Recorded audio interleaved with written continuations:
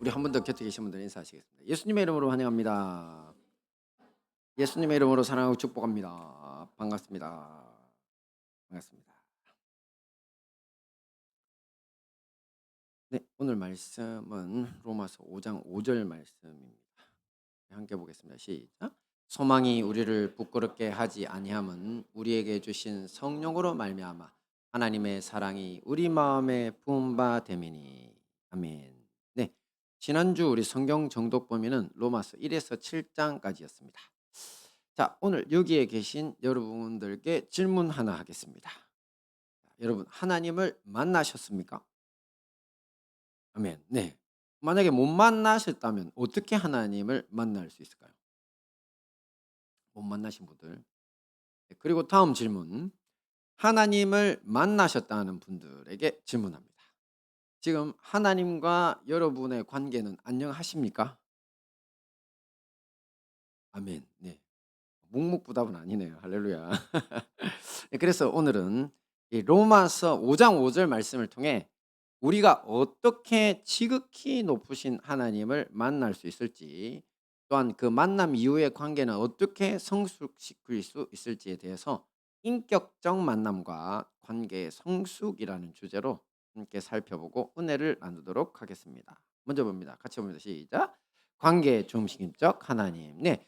하나님을 만났냐고 하니 우선 그 무서운 하나님을 어떻게 만나냐고 걱정부터 하시는 분들이 있어서 잠시 이 부분부터 짚고 넘어가야 할 것 같습니다. 흔히 인간의 존재 양식에 대해서 기능적 존재 또 관계적 존재로 나눠 생각해 볼 수 있습니다. 이것은 누군가를 내게 필요한 도구, 기능적인 존재로 보느냐, 아니면 관계적으로 정서적으로 친밀한 대상으로 보느냐에 대한 이야기인데요. 이것을 정말 잘 설명하는 것이 이 심리학계에서 실행한 원숭이 애착 실험입니다. 우리도 예전 설교에서 가끔 봤던 아주 유명한 이야기죠. 자, 한 우리 안에 철사로 만든 원숭이 어미, 그리고 수건, 그러니까 천으로 만든 원숭이 어미, 이렇게 두 인형을 놓습니다. 그리고는 젖병은 철사로 만든 원숭이 어미에게만 꽂아두고 어미 잃은 새끼 원숭이 한 마리를 거기에 우리에 놓고 관찰을 했습니다. 그랬더니 이 새끼 원숭이는 하루 종일 수건 원숭이 어미 옆에 붙어서 놀고 자고 시간을 보냈습니다.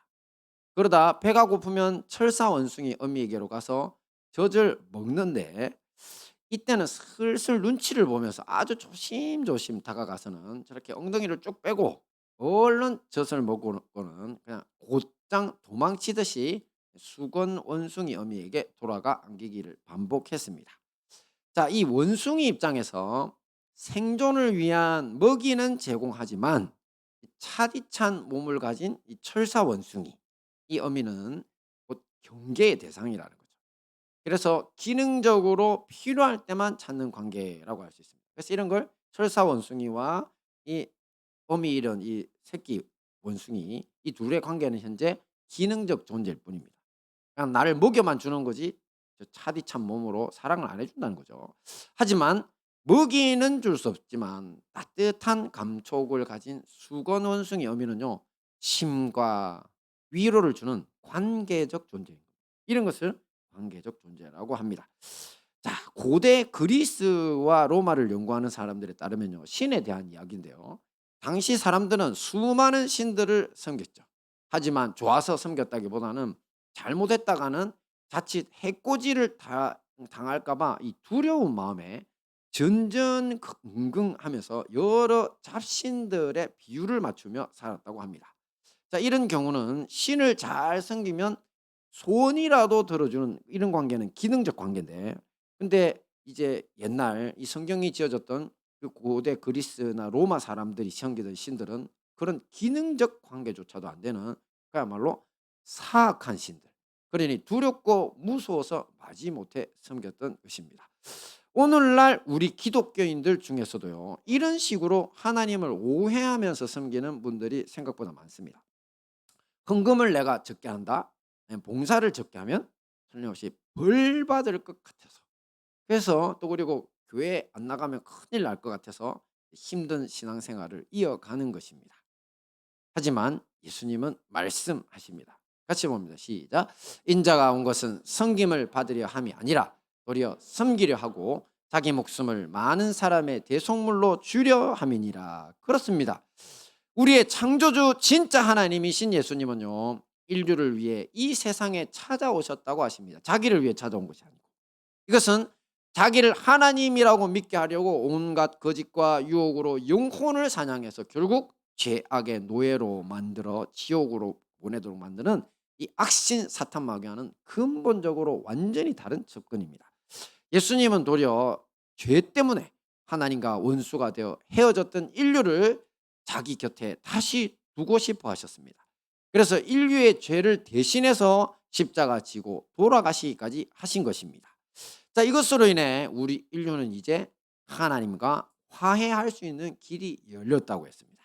하나님은 이렇게 천지 만물의 창조주로서 누구에게나 물과 비 등 생존에 필요한 것을 주시지만 거기에 대해서 관계 중심적인 분, 그러니까 자기 손으로 창조한 인간과의 관계를 더 소중히 여기는 분이라는 것을 예수님의 십자가를 통해서 완전히 알 수 있는 거죠. 자, 이제 하나님이 차갑고 무섭기만 한 분이 아니라 관계 중심적이라는 사실을 알았죠. 그러니 다음으로 이런 하나님을 인격적으로 만나는 문제에 대해, 이제 하나님 만나는 거 두렵지 않으니까, 하나님 따뜻한 분이니까, 그럼 이제 인격적으로 그분을 만나야 된다, 그죠? 자, 우리는 어떻게 하나님을 만날 수 있을까요? 함께 봅니다. 시작. 성령님을 통해 우리 마음에 부어진 하나님의 사랑. 그렇습니다. 사실 결론적으로 말해 성령님을 통해 우리 마음에 부어진 하나님의 사랑으로 우리는 하나님을 만나게 됩니다. 하지만 사실 사람을 한번 생각해 보면 사람과 사람의 만남, 거기에다가 사랑하기까지, 이런 것은 다 물리적인 대면이 있고 나야, 그리고 사람은 겪어봐야 아는 거잖아요, 그죠? 처음에 그렇게 좋아 보였던 사람이 나중에 보니까 진짜 나쁜 사람일 수도 있는 거고, 그렇습니다. 그래서 우리는 보통 처음에 만나보면 남자들 얼굴이 예쁘다, 뭐 몸매가 잘 좋다, 또 여성들은 저 사람 성격이 좋다, 잘생겼다, 뭐 이렇게 하면서 뭐 매너가 어떻고 성격이 어떻고 이렇게 지내다 보면 남녀 간의 사랑의 감정이 생기게 되죠. 하지만 사람과 하나님의 만남이나 이에 더해서 만남에 더해서 사랑, 신과 인간의 사랑, 이런 것은 애초에 불가능해 보이죠. 왜냐하면 인간은 그 자체로 육체의 메인 존재입니다. 근데 그 육체조차 대단한 육신도 아니죠. 세월 지나면서 계속 낡고 병들고 그냥 죽습니다. 하찮은 존재를 가지고 존재이죠, 인간은. 하지만 하나님은 영이시라고 부르는 육체를 넘어선 고차원적 존재이기 때문에 이런 애초부터 만남도 불가능해 보이고 사랑은 더더욱 안 되는 거 아닌가? 이렇게 생각하는 거죠. 하지만 가능합니다. 대신에 사람과 사람의 만남 같은 모양보다는 좀 더 특별하고 신비한 방법이 사용되는데요. 오늘 본문 말씀 로마서 5장 5절에 답이 있습니다. 함께 봅니다. 시작. 성령으로 말미암아 하나님의 사랑이 우리 마음에 부은 바 됨이니. 그렇습니다. 바로 성령이라는 분이 계셔야 됩니다. 성령은 성부, 성자, 성령, 이 성령을 부를 때 성경에서 뭐라고 하냐면 아버지의 영이요 아들의 영이라고 그러거든요. 그러니까 아들은 우리가 알고 있죠, 예수님, 이 땅에 오신. 아버지는 아버지 예수님이 늘 기도하던 그 대상으로서의 삼위일체 창조주 하나님 아버지. 근데 이 성령님이라는 영은요 아버지의 영이기도 하시고 성령 예수님의 영이기도 하세요. 그래서 우리가 인간이 이렇게 존재해 본 적이 없어서 아니 이게 어떻게 설명하나 그럴 수 있죠, 그렇죠? 하지만 이제 아버지의 마음, 아들의 마음이 이제 뭐라고 해야 되겠어요? 같은 거죠, 그죠? 그 안에서 같아요. 그래서 같은 건데 같은 거라고 하면 안 돼요. 같은 존재시죠. 그래서 우리가 삼위일체 삼위 하나님이라고 하는데 그분이 이제 계시면 그분이 바로 우리에게 오셔서 하나님의 사랑을 우리 마음에 부어 주실 수 있다는 거죠. 만약 그렇게 된다면 우리가 어떻게 된다고요? 하나님을 사랑하는 것이, 하나님을 만난 게 되고 그리고 하나님을 사랑할 수 있는 존재가 된다는 거죠. 사실 이 부분이 잘 이해가 안 되실 수 있죠. 왜냐하면 조금 전도 말씀드린 것처럼 인간은 몸과 몸이 만나야 되는데 어떻게 눈에 보이지도 않는 성령님이 내 속에 오셔가지고 내가 하나님을 사랑하게 되는가? 그죠?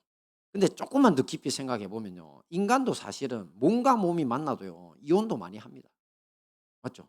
그리고 이제 젊은 청년들은 뭐 이혼이 뭡니까? 뭐 뻑하면 이제 가 보면은 이제 남자친구 바뀌어 있고 여자친구 바뀌어 있고 뭐 늘 헤어졌다 만났다가 뭐 반복하잖아요 막. 그죠? 그러니까 몸과 몸이 만난 상태에서는요 진정한 사랑은 아직 아닌 거죠. 하지만 만약에 우리가 이렇게 더 깊은 내면의 사랑, 그 사람 존재를 사랑할 수 있는 데까지 가면 그거는 진짜 사랑이잖아요. 그죠?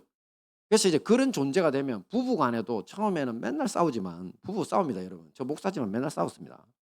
지금도 싸웁니다 열 받으면. 그러니까 이게 싸움 없는 부부가 없어요. 근데 이제 이게 어느 순간을 지점을 지나면요 이심전심이 됩니다. 그래서 집사람 말 안 해도 눈치만 봐도 딱 보이는 게 있고 자기도 마찬가지일 거예요. 안 그러면 저한테 요구도 먹으니까. 저도 집사람한테 요구도 먹으니까. 서로 신경을 쓰죠. 그러면 이제 진짜 어떤 때는 그 아픈 마음이 전해지기도 하고 같이 슬퍼하고 뭐 별것도 아닌데 같이 앉아서 함께 이제 공감이 돼서 울기도 하고 그러거든요. 그러니까 사이 좋은 부부 또 의형제 같이 진짜 좋은 친구들은요. 이렇게 최고차원적인 의사소통을 마음으로 합니다. 그죠? 그러니 신이신 하나님과 육체를 가진 인간의 소통 방식이 바로 하나님의 마음 대 인간의 마음이라고 하는 이런 소통의 방법을 쓰는데 그 매개체 역할을 하시는 분이 성령 하나님이라는 겁니다.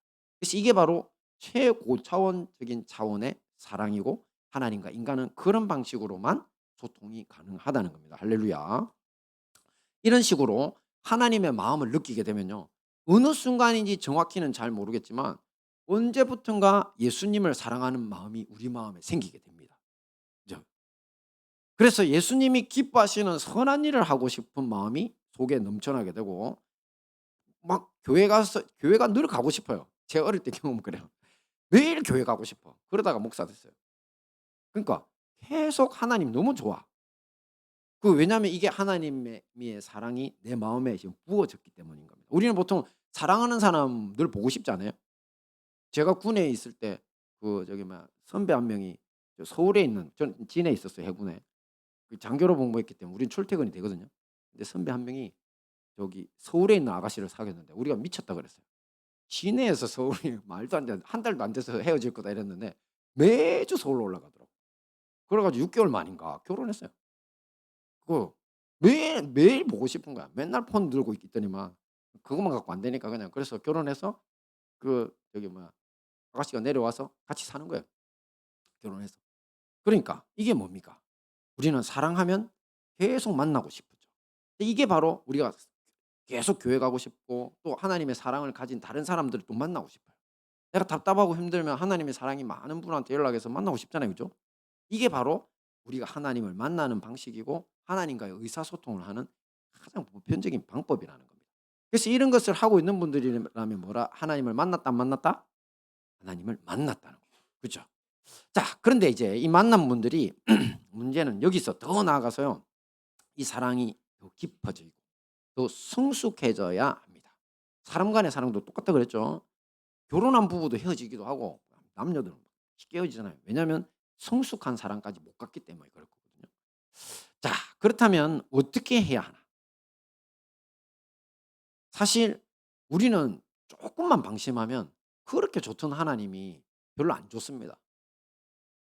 요즘 애들은 특히 더 불리한 게 늘 게임이나 이런 것들이 폰을 들고 있으니까 교회에서 제가 이제 주일학교 이제 청소년 청년들을 많이 오래 했댔잖아요. 다 포함 한 20년 정도 되는데 보면 늘 이 폰을 갖고 있기 때문에 그 아이들이 그렇게 하나님 사랑하고 막 그냥 토요일 날 기도회 하다가 불 받고 했던 녀석들인데 또 금방 냉랭해져요. 게임하고 뭐 하고 이상한 짓 하다 보면 그 마음이 그냥 날아가 버리는 거죠. 그래서 성숙하기가 힘듭니다. 그러려면 어떻게 하면 성숙할 수 있을까? 그것을 우리 성경에서 답을 찾아야 되죠. 그래서 성경에서 제일 하나님과 친구처럼 관계가 성숙해 갔던 사람이 한 명 있어요. 누굽니까? 그렇죠. 바로 아브라함입니다. 그래서 결론부터 말하면 하나님과 성숙하고 친밀한 관계, 친구 같은 관계가 되는 비결은요. 사실은 아브라함이 보여줬던 순종이라는 것이 있습니다. 우리가 하나님의 영이신 성령님께 순종하게 되면 계속 우리의 관계가 성숙해 갑니다. 하나님과 인간의 관계. 그래서 오늘은 크게 두 가지 순종을 한번 보도록 하겠습니다. 아브라함이 보여줬던 순종이거든요. 우리가 배워야 됩니다. 같이 봅니다. 시작. 떠나는 순종. 네, 아브라함은 75살까지 그의 고향인 갈대아 우르에서 아버지 데라와 가족들과 함께 살았죠. 원래 아브라함의 고향 갈대아 우르는요. 유프라테스 강과 티그리스 강이 합쳐지는 페르시아만을 끼고 메소포타미아 문명의 발원지. 아 이거 완전 그냥 글씨 읽는 거 아니에요. 그죠? 아주 비옥한 땅이죠. 하여튼 좋은 성에서 살았어요. 아브라함이 살던 시대에 사실은 제일 번영한 땅이었어요. 서울보다도 더 번영했고 저기 뭐야 뭐 미국 어디 제일 좋은 도시 거기라고 생각하시면 돼요. 전 세계 딱 하나만 있는 그 곳처럼 보이는 그곳에 거기서 살았어요. 자, 그런데 이 그 메소포타미아 문명이라고 하는 우리도 지금 저기 여러분 세계사부 할 때 한번 배워봤죠? 뭔지는 모르겠지만 그런 거 있었죠. 뭐 황하 문명이니 뭐 이런 거. 예. 그쵸. 쓰는 거 했죠. 거기 출신이에요. 거기 출신. 그래서 여기를 이제 갈대아 우루라고도 불렀는데 왜냐하면 갈대아인들이 나중에 다 점령을 했거든요. 그래서 갈대아인들의 땅 우루라는 지역이라고 했는데 자 고고학적 발굴에 의하면 제가 말씀드린 것처럼 아브라함이 살던 시절에 이 땅은요 정말 번영이 절정에 달했습니다.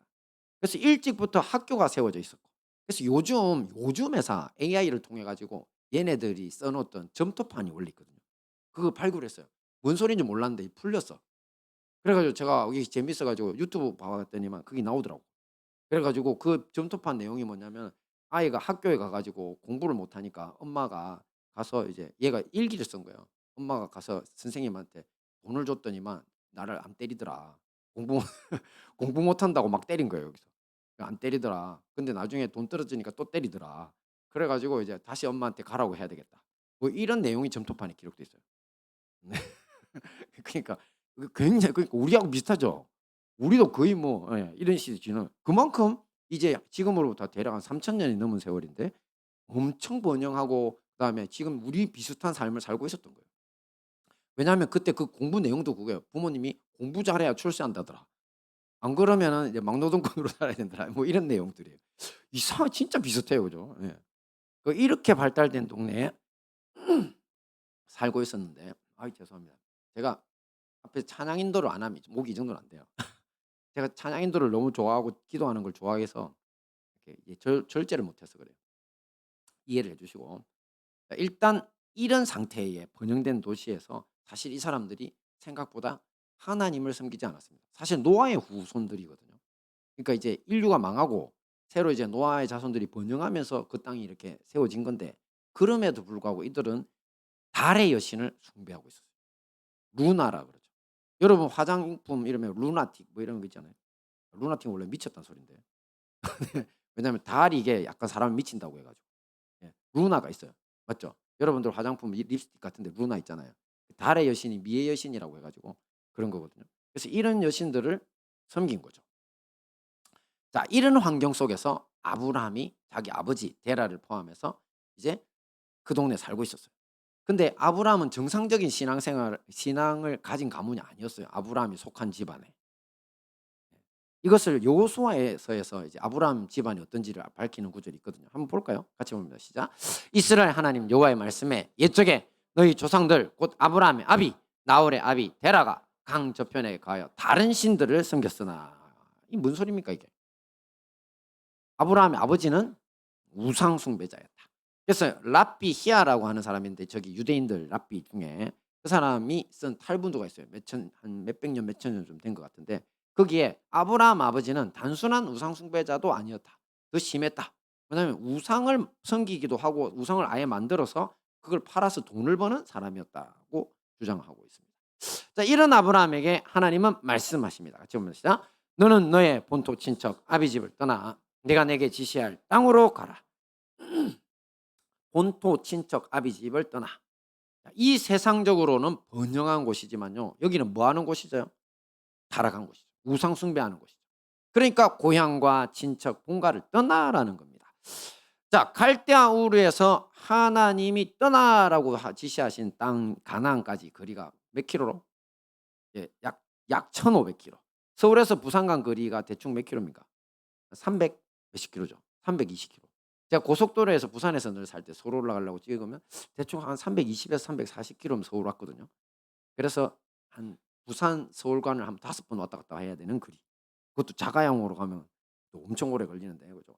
아브라함은 이 하나님의 말씀에 순종해서 참 그 당시 최고의 문명의 발달 안락하고 비옥한 삶 다 버리고 신앙 여정을 했죠. 왜? 하나님이 "거기는 나쁜 땅이니까 떠나라고 하신 것에 순종했기 때문입니다. 이것이 바로 하나님의 친구가 되는 비결입니다. 오늘날 우리 역시 마찬가지죠.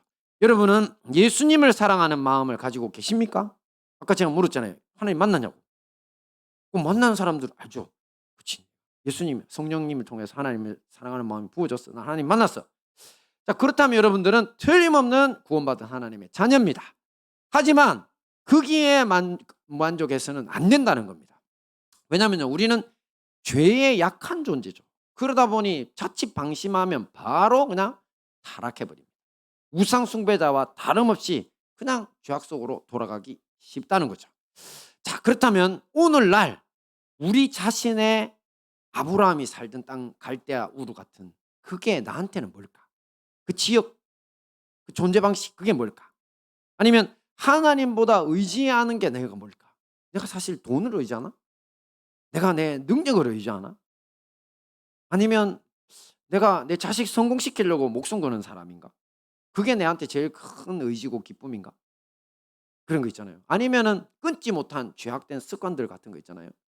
그런 것들이 사실은 내가 두고 떠나가야 될 그런 아브라함의 원래 고향과 같은 거예요. 그러므로 우리 모두 아브라함처럼 어서 길을 재촉해서 죄악의 땅을 떠나는 사람이 되어서 하나님의 친구 되기에 힘써야 할 것입니다. 네, 마지막 순종법입니다. 같이 한번 시작. 모리아산의 순종. 네, 아브라함이 보여준 두 번째 순종은요, 하나님의 친구가 되는 그런 순종은 모리아산에서 아들 이삭을 번제로 바치려던 거죠. 아주 유명한 사건이죠. 사실 이삭은 아브라함이 100세 돼서 얻은 외동아들이라고 그랬죠. 이것은 앞에서 보신 것처럼 하나님과의 친구라는 관계가 떠나는 순종을 통해 가지고 시작된 거라고 일단 봐야 되죠. 그죠? 우리는 다 죄악을 떠나야 하나님과 일단 만나신다는 뜻이에요. 그 순종해야 됩니다. 자, 그렇다면 도대체 모리아산의 순종 저거는 어떻게 봐야 되는가? 사실 아브라함이 떠나던 시절에 나이가 70이었죠. 그리고 아들은 100세쯤 나왔고. 근데 아들을 바치라고 하셨을 때 나이를 제가 대충 한번 계산을 해 보니까 어느 정도 된다 그랬죠? 아브라함 바치라고 했는데 그때 이삭이 몇 살 정도 됐을까? 근데 성경에 안 나와요. 안 나오는데 근데 아브라함은 이후에 한 30년 더 살거든요. 아브라함 130 세에 나왔으니까 130세 이상 135 세까지인가 살거든요. 근데 가만 보면 하나님이 그 바치라고 했을 때 이삭을 번제로 바치라 했는데 번제는 태우려면 나무가 많이 필요했잖아요. 근데 그 나무가 엄청 많이 든다 그랬죠. 막 한 짐 실어야 된다 그랬죠. 위에 머리에 아마 이 천장에 닿을 만큼 많아야 된다 그랬잖아요. 근데 그 나무를 아브라함이 지고 가지 않죠. 이삭이 자신이 지잖아요. 그러니까 얘는 아무리 못해도 10대 후반 등치예요. 그죠? 그러니까 그 정도 나이가 된 거죠. 그런데 그 나이쯤 되는 그 아이를 주님께서 모리아의 산에서 이제 바쳐라고. 자, 이 모리아 산의 순종을 통해서 사실 결론적으로 우리가 알 수 있는 게 뭐냐면요. 죽은 우리라도 하나님은 부활시킬 수 있는 분이다라는 이런 믿음을 아브라함이 가지고 있었고, 그리고 하나님이 요구하신 거기에 순종한 그 자체로 그 믿음이 성숙하게 됐다는 걸 보여주는 거다. 이게 말이 좀 어려울 수 있는데 사실 왜냐하면 말이 어려운 이유가 뭐냐면 믿음을 잘 오해를 많이 하셔서 그래요. 보통 우리가 믿음이라고 하면 신념을 믿음이라고 생각하는 경우가 많습니다. 오해입니다. 신념으로서의 믿음이 없는 건 아닌데 신앙의 믿음은 신념 가지고 안 됩니다. 신념이라는 건요, 사전적으로 볼 때 뭐 틀렸든 옳든 자기가 그냥 믿고자 하는 게 신념이에요. 그러니까 뭐 아무리 교회에서 와가 은혜 받고 하면서도 자기 학교 가 가지고 뭐 저기 뭐야 원숭이가 사람 됐다고 그 믿는 애들 있잖아요. 그 신념이에요. 그 사실은 그 뭐야 제가 늘 비난하는 대로 진화론도 신념이에요. 왜냐하면 그거 증명 불가거든요. 생각을 해 보세요. 지구의 나이를 뭐 30억 년이라고 했다가 제가 말씀드렸죠. 옛날에는 40억 년이라고 했는데 한 10억 년 땡겼다고. 근데 인간이 10억 년 살 수 있나요? 10억 년이 어디 있어요. 지금 유물을 아무리 파도 제일 오래된 게 5천 년이 안 넘어요. 근데 뭐 탄소 동화 작용 이용해 가지고 그 뭐야 그 측정하는 거 있잖아요. 탄소 동화 작용 맞나? 네. 그 탄소값 가지고 연도 측정하는 거 있잖아요. 그거 가지고 맨날 몇 억 년 이야기하는데 그것도 헛수라 그랬죠. 왜냐하면 태초의 빛의 속도는 지금의 속도하고 완전히 다른 무한대일 거라고 하는 주장도 굉장히 설득력이 있다고. 지금 그거 밝힌 사람들이 많다고. 그러니까 이게 증명이 안 되는데 근데 맹점이 너무나 많은데 끝까지 믿는 거예요. 아무리 교회에서 하나님 창조하실 때도 안 듣기 싫은 거야. 이 신념이에요, 신념. 그죠? 자, 그런데 그 신념을 믿음이라고 말할 수는 없는 겁니다. 그러면 도대체 진짜 믿음의 정체는 뭘까요? 아, 오늘 정말 많이 막히네, 목이. 네. 진짜 믿음의 정체는 뭘까요? 같이 봅니다. 시작. 신뢰입니다, 신뢰. 그렇죠. 하지만 하나님과 아브라함의 관계에서 보던 것처럼 우리는 믿음을 조금 전 말씀드린 것처럼 믿음을 신념이라 하지 않고 신뢰라고 해야 된다는 거. 자, 아브라함이 일생 동안 하나님과 동행하면서 은혜를 받았죠. 자기가 그냥 자기 아내도 그냥 저기 뭐야 자기 죽기 싫어 갖고 네, 와이프라고 안 하고 누이라고 했다가 몇 번이야 두 번이나 뺏겼잖아요 왕들한테. 얼마나 수치스러운 일이에요, 그죠? 그런데 그 모든 자기가 해결도 할 수 없는 그 일들을 하나님이 다 해결해 주셨잖아요. 그러니까 이제 그때 아브라함이 하나님과 동행하면서 진짜 나같이 못난 인간을 돕는 분이시고 진짜 저분은 정말 좋은 분이구나. 이걸 경험한 거잖아요. 그죠? 그래서 생긴 게 바로 아브라함의 믿음인데 바로 아브라함의 믿음은 바로 신뢰입니다. 신뢰. 특히 일생의 고난을 통해서 얻은 교훈 때문에 '맞네. 저분은 진짜 창조주시고 나한테 약속하셨던 거 이룰 수 있는 그런 분이시네.' 이걸 신뢰하는 것. 자, 이렇게 된 아브라함을 또 하나님도 신뢰하시잖아요. 그러면 이게 바로 서로에 대한 믿음, 서로에 대한 신뢰라고 부르는 겁니다. 자, 그렇다면 모리아산에서 아브라함은 도대체 하나님에 대해서 어느 정도의 신뢰를 가졌기에 그의 아들을 번제로까지 하나님이 드리라고 했는데 드릴게요. 할 수 있었을까? 하나님이 사실은 그 뭐야 성경 보시면 알지만 절대 인신제사 같은 건 드리지 말라고 하는 분이잖아요. 근데 왜 나한테 이런 걸 요구하시나? 그럼에도 불구하고 요구하시니까 드릴게요 했던 이유가 뭔지 히브리서가 정확하게 그 이유를 설명해 준다고 그랬죠. 같이 봅니다. 시작. 아브라함은 시험 받을 때에 저가 하나님이 능히 죽은 자 가운데서 다시 살리실 줄로 생각한지라 비유컨대 죽은 자 가운데서 도로 받은 것이니라. 아멘. 그렇습니다. 아브라함은 이삭이 죽더라도 하나님이 어떻게 하실 것을 신뢰했다?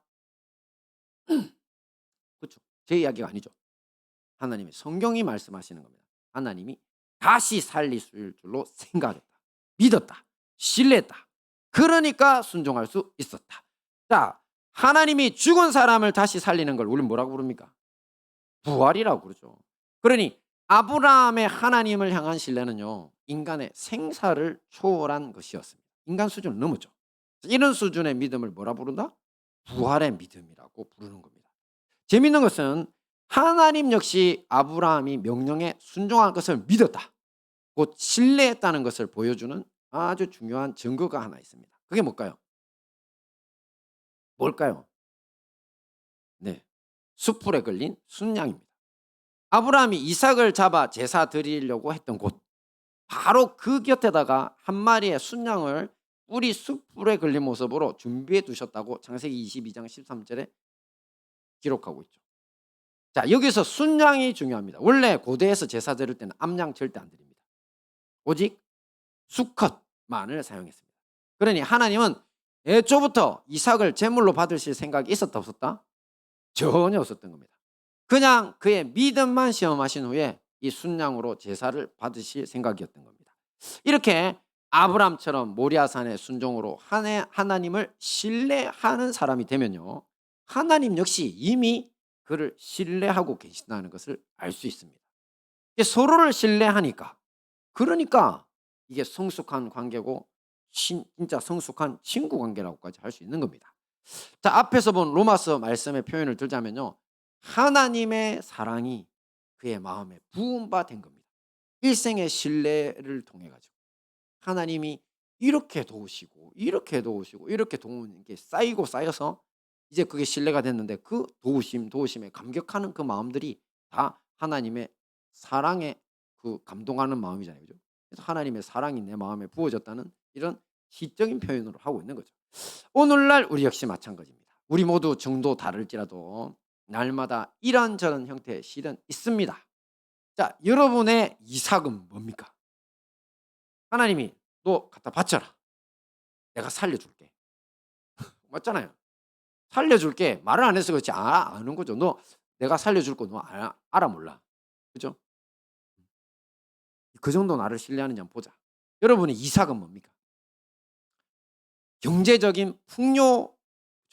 돈 좀 많이 벌었으면 그게 이삭이에요. "나 요즘에 돈 많이 벌고 있는데." 근데 하나님이 "그거는 죄악되니까 안 되니까 아까 순종 그거 버리라고 했죠." 그죠? 그것도 있고. 근데 다 버렸는데 근데 하나님이 "야 나 그거 써야 될 테니까 좀 내놔 봐라." 여러분들한테 큰 재산을 요구하실 수도 있습니다. 그렇다고 여러분 아시다시피 저는 이런 설교 마음껏 할 수 있죠. 네. 지난 10년 동안 한 번도 여러분들한테 "헌금만 해라." 설교한 적 없는 죠. 그죠? 헌금 이야기 안 하죠. 그건 하나님과 여러분 간의 신뢰 관계에서 하는 거지 제가 뭐 간섭할 게 아니라는 거죠. 그런데도 하나님 갑자기 "야 너 돈 많잖아." 갑자기 그냥 뚝 떼 가지고 "반 내놔 봐." 이럴 수도 있죠 아니에요 하나님이. 그런 일이 없기를 바랍니까 여러분?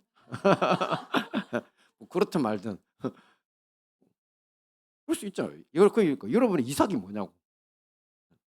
아니면 여러분이 진짜 의지하고 있는 자녀.